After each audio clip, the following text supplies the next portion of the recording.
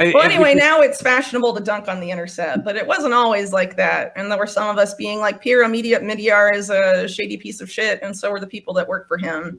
You know, I used to get fucking crucified just for pointing that out. You know, like, oh, well, why are you shitting on the only outlet? It's not the only outlet. No. It's the one that you're comfortable with because the safe, acceptable, like, rogue journalists are writing for it. Well, I'm never going to forgive these people because they acted as a honey trap for Piero Midyar, spooked out billionaire, and sent a bunch of whistleblowers to prison. Yes. Yes. Yeah. So, Greenwald lent his credibility to that. For it to go on long enough for them to get that many whistleblowers. He should have left when it happened to Reality Winner. And the fact he did it should be a stain on his career forever. And I wish more people would say that to him instead of being stuck in hero worship mode.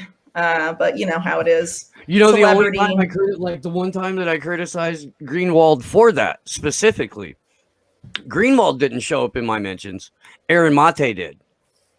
Oh, good. To punch down on me when I had like the fucking, I maybe 2,200 followers on Twitter or something like that. That was my first interaction with Aaron. I was actually gonna go on the Jimmy Dore show to talk about the Intercept and Glenn Greenwald leaving, but I got cut out at the last minute. They said they had tech problems, and then in my slot, actually they didn't have tech problems. They had Aaron Mate on instead of me. So, for like the 56,000th time to talk about Russiagate, to debunk Russiagate for the fucking 89,000th time after Biden's been in 5 office years. 4 months. We can talk about something else besides Russiagate now, can't we? Yeah, never move on ever. It's not like they're about to roll out health passports tied to that'll be, they've already told you where that's going. I think it was actually the Financial Times admitted that vaccine passports are about creating a health passport combined with your bank, combined with a biometric ID. I mean, it's out there in the open. Oh yeah. Can we, or like, I don't know. It's not like trying to blow up Iran. Can we talk it's about not like that? they're selling out stakes in the ocean to mine for resources for the fourth industrial revolution as we speak. Right. I mean, Africa's on fucking fire, but they're regime changing the crud out of Africa right now. I wrote about Magufuli, the Tanzanian president they say was anti-COVID and a science denier that had a really suspicious death not that long ago. But he's actually like one of 5 or 4 African presidents in the past year that have died under similar circumstances, sudden heart failure after kicking out the World Health Organization or saying we're not going to be part of COVAX, which by the way, COVAX. that vaccine alliance was going to give specifically the AstraZeneca vaccine. Pretty much all the doses were AstraZeneca, which has now been, banned by some countries or paused or whatever. The number's up to like 2030 now of countries that have banned the AstraZeneca vaccine. They were testing it on children for a while. Yeah. Well, they're doing that with all the vaccines. Yeah, they don't give a shit. Yeah, this is the experimental phase. Can I post something? It seems like we get a lot of reporting on the 2 non-mRNA vaccines, but we're not getting much reporting on the mRNA vaccines, especially in terms of side effects, injuries, deaths. And I think they're about the same, if not worse, right? Are we being funneled into, is the narrative funneling people into supporting just the mRNA vaccines? Like, it's okay to hate on the Johnson & Johnson one.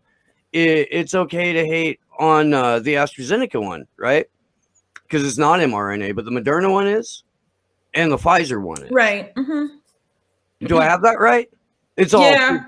And they've shit on the Russian and Chinese one, which I think are like traditional virus vector vaccines using a human adenovirus, whereas the AstraZeneca one, and I think the Johnson & Johnson one too, but I'm not 100% sure, is a genetically modified chimpanzee adenovirus. So it's not even a human one. And their reason for making it chimpanzee originally, they said that, human adenovirus vaccines have been used so often that we don't think that it'll generate a sufficient immune response anymore. And so they moved to the chimpanzee one, which is actually much more experimental than, they've led people to believe in that sense. And so now all these people are having problems.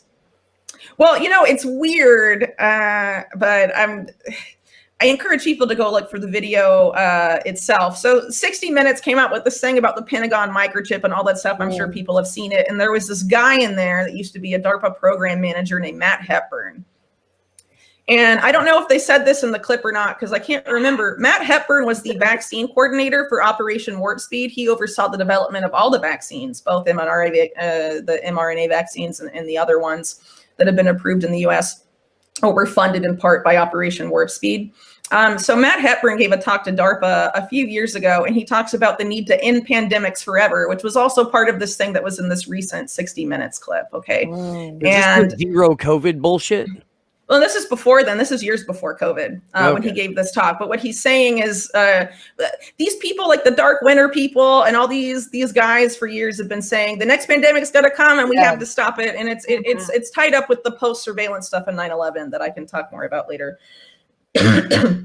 Forgot where I was. Sorry. Where was I in this?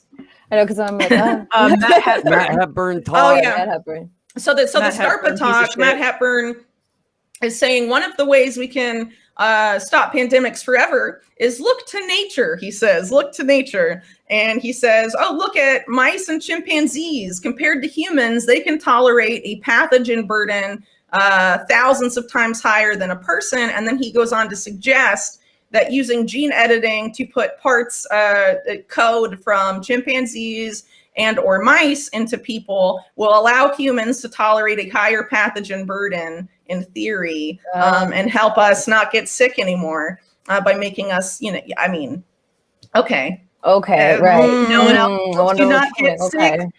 Ivermectin. Interferon alpha 2b, the treatments that actually worked. But if you say that out loud, then you get censored by Twitter. Then you get called a crazy conspiracy theorist for suggesting that we have for suggesting this wild concept of natural immunity, where we have like this immune system that fights off sicknesses that get stronger when you take care of it. It's wild, really.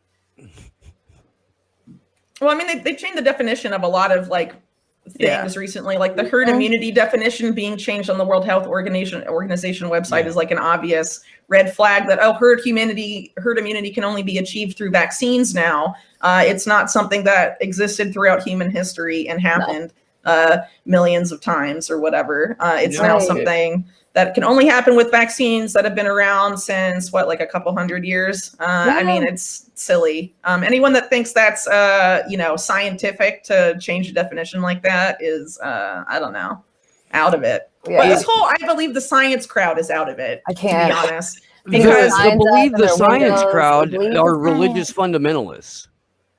Well, consider this. The believe the science people, their patron saint right now is Biden and Kamala, and the person they nominated to be their top science advisor, who's going to be elevated to a cabinet level post with all of those powers, is Eric Lander, who is on record praising eugenicists as recently as 2018 and was funded by Jeffrey Epstein and is pictured meeting with Jeffrey Epstein, who was an admitted eugenicist and transhumanist. So that's the guy. And by the way, Eric Lander currently is director of the Broad Institute, which is basically MIT, Harvard, and Silicon Valley. Our pal Eric Schmidt from Google, head of the National Security Commission on AI, is on the board of the Broad Institute. And one of their main initiatives is collecting all of your health data and putting it on this platform called Terra that's teamed up with Google and Microsoft and all the AI health stuff. It's whack. It's all just coming together. Yeah, it's just the usual suspects coming around saying different things. So believe the science in that sense means we believe the science of the Epstein-funded eugenicist asshole. And what's really crazy is that when he praised this eugenicist guy, he offered a toast to him in 2018. It was super controversial. And a bunch of the people that gave him a ton of crap for that in 2018 are now saying, oh, well, it's fine that he's in the Biden administration because the person directly underneath him is an African-American woman, and that makes it all better. Yes. So. Yeah. Absolves him of everything in the past, right? Of course. There is nothing more unscientific than someone saying, well, the science is settled on this. Yeah. Like that's anti-science. I mean, but there's nothing science is a more process. anti-science than that statement. Yeah. Like the one thing we all know and can agree about with science is that it's never settled. It's constantly evolving. Well, I and think it's the principle of it that you have to be able to put new information. But Steve, we need a commitment to truth and veracity. Veracity, yeah. Veracity. Yeah. I guarantee you Tina doesn't even know how to spell veracity. I guarantee you that.